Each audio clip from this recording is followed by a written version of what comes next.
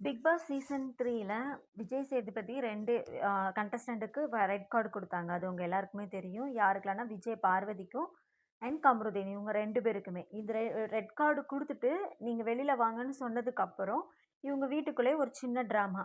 அந்த நேரத்துல கூட பார்வதி வந்து தான் செஞ்சத வந்து ஒரு நியாயப்படுத்திட்டு தான் இருந்தாங்க. ஒரு ஒரு குற்ற உணர்ச்சியோ, அந்த மாதிரி எதுவுமே இல்ல. கமருதீன் கூட கொஞ்சம் ஒரு குற்ற உணர்ச்சியா, மத்தவங்கள வந்து ஃபேஸ் பண்றதுக்கு தைரியம் இல்லாம அப்படி கூனி குறுகி நின்னுட்டு இருந்தாரு. ஆனா, பார்வதி வந்து அந்த நேரத்துலயும் திமிருத்தனம் பண்ணிக்கிட்டு, அ ர நீலாம் வாய் பேசாத அப்படிங்கிற மாதிரி திவ்யா கிட்ட எகிறிக்கிட்டு அந்த மாரி பண்ணாங்க. உடனே தான் திவ்யா, "ச்சீ வாய மூடுடி, வெளில போடி" அப்படின்னு சொல்லி சொன்னாங்க. கமருதீன் வந்து அவங்க செஞ்ச தப்ப முழுசா உணர்ந்ததுனால தான் வந்து அவங்க சாண்ட்ராவோட கால்ல விழுந்து மன்னிப்பு கேட்டாங்க. நல்லா யோசிச்சு பார்த்தீங்கன்னா, ஸ்டார்ட்டிங்ல இருந்தே திவ்யாவுக்கும், கமருதீனுக்கும் ஆகவே ஆகாது. சண்ட தான். ஆனா, ஃபேமிலி வீக்ஸ் அந்த ஃப்ரீசர் டாஸ்க்குக்கு அப்புறம், அவங்க அக்கா வந்து அவங்க கிட்ட ஒரு வார்த்த சொன்னாங்க. "நீ எதுக்காக திவ்யா கிட்ட சண்ட போட்டுட்டே இருக்கிற? அப்படி சண்ட போடாத. அது நல்லா இல்ல. உன் பேரு கெட்டு போயிரும். நீ வந்து திவ்யா கிட்ட அப்படி சண்ட போடாதடா" அப்படிங்கிற மாதிரி அவங்க அழுத்தி சொன்னாங்க. அப்ப இவங்களுக்கு வந்து அது ஒரு தெரிஞ்சுச்சு. அப்ப திவ்யாவுக்கு வந்து ஒரு நல்ல பேரு, ஒரு நல்ல ஃபேம் வெளியில இருக்கு. அப்ப நம்ம அவங்க கிட்ட வந்து தப்பா நம்ம நடந்துக்கிட்டோம் அப்படின்னா, நம்மளோட பேர் டேமேஜ் ஆகும்னு தான், திவ்யா கிட்ட அதுக்கப்புறத்துலருந்து நல்லா பேச ஆரம்பிச்சாங்க. நேத்து கூட அந்த கார் டாஸ்க்ல திவ்யா வந்து அவ்ளோ சத்தம் போட்டாங்க, சண்ட போட்டாங்க. அப்ப கூட இவங்க வந்து பார்வதி தான் காம் டவுன் பண்ணாங்க. "நீ அமைதியா இரு பார்வதி, நீ அப்ப பேசாத, அமைதியா இரு" அப்படின்னு சொல்லிட்டு திவ்யாவ தான் கன்வின்ஸ் பண்றதுக்கு தான் ட்ரை பண்ணாங்களே தவிர, திவ்யாக்கு அகெயின்ஸ்டா இவங்க ஒரு வார்த்தை கூட பேசல. இவங்க அப்படியே அமைதியாயிட்டாங்க. ஏன்னா திவ்யாக்கு வெளியில நல்ல பேர் இருக்கு. திவ்யா கிட்ட சண்டை போடக்கூடாதுன்னு அவங்க அக்கா சொன்ன ஒரே காரணத்துக்காக. அப்புறம் அவங்க அக்கா இன்னொன்னும் சொன்னாங்க. "நீ வந்து என்ன சொன்ன நீ? உனக்கு வந்து லேடீஸோட ஓட்டு வந்து ஜாஸ்தி இருக்கு. அவங்களோட ஆதரவு, வரவேற்பு இது எல்லாமே நல்லா இருக்கு அப்படின்னு நல்லா இருக்கு. அவங்களோட ஓட்டு தான் வந்து எனக்கு முக்கியம்.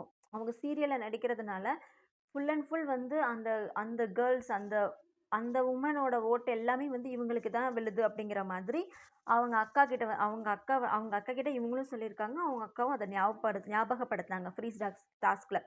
"நீ இந்த மாதிரி என்கிட்ட சொன்ன தானே! அப்போ நீ இந்த மாதிரி இப்படி நடந்துக்கிட்டன்னா, உனக்கு வந்து எந்த ஒரு வுமனோட ஓட்டுமே வேண்டாமா? எந்த ஒரு கேர்ல்ஸோட ஓட்டுமே உனக்கு வேண்டாமா?" அப்படிங்கிற மாதிரி கேட்டாங்க. கேட்டதுக்கப்புறம் இவங்க அமைதியா இருந்தாங்க. அதாவது பேசக்கூடிய வார்த்தைகளுக்குன்னு ஒரு லிமிட் இருக்கு. இதனால தான் வந்து வார்த்தைகள வந்து விட்டா அள்ள முடியாது. "தீயினாற் சுட்ட புண் உள்ளாறும் ஆறாதே நாவினால் சுட்ட வடு" இந்த மாதிரி எத்தனையோ பழமொழி, திருக்குறள் இந்த மாரி எவ்வளவோ இருக்கு. எல்லாத்துக்கும் என்ன காரணம்னா, ஒன்ஸ் ஒரு வாட்டி நம்ம வந்து சொல்லிட்டோம்னா, அத வந்து நம்மளால எதுவுமே பண்ண முடியாது. அது திருப்பி நம்மளால ரிட்டர்ன் வாங்க முடியாது. அழுது, உருண்டு பெரண்டாலும் ஆக்சுவலா வந்து இந்த இதுக்கு அப்புறம் அவங்க கொஞ்சம் ரியலைஸ் பண்ணதுக்கு அப்புறமே லைவ்லயுமே அவங்க கமருதீன் வந்து அழுதுகிட்டே தான் இருந்திருக்காங்க. ஃபுல்லா அழுதுட்டே இருந்திருக்காங்க. அப்புறம் வந்து விஜய் சேதுபதி சார் நல்லா பிடிச்சு திட்டுனதுக்கு அப்புறமே, ஆ எல்லார் முன்னாடியுமே அந்த கேமரா அவங்க கண்டஸ்டன்ட்ஸ் எல்லார் முன்னாடியுமே வந்து அவங்க கால்ல விழுந்து அவங்க அழுது மன்னிப்பு கேட்டிருக்காங்க. ஆனாலும் என்ன பிரயோஜனம்? சொன்னது சொன்னது தானே! இப்போ இவங்களுக்கு வந்து நெறைய வந்து லேடீஸ் சப்போர்ட்டு, லேடீஸ் ஓட்லாம் இருக்குன்னு சொல்லி இவங்க பிலீவ் பண்றாங்க. அப்போ அந்த லேடீஸ வந்து தரக்குறைவா பேசுற மாதிரி, இப்போ சாண்ட்ராக்கு வந்து கல்யாணம் ஆகி 20 வருஷம் ஆயிடுச்சு. ஆனா, அவங்களுக்கு குழந்தை வந்து ரொம்ப லேட்டா 13 வருஷம் கழிச்சு தான் குழந்தையே பிறந்திருக்கு.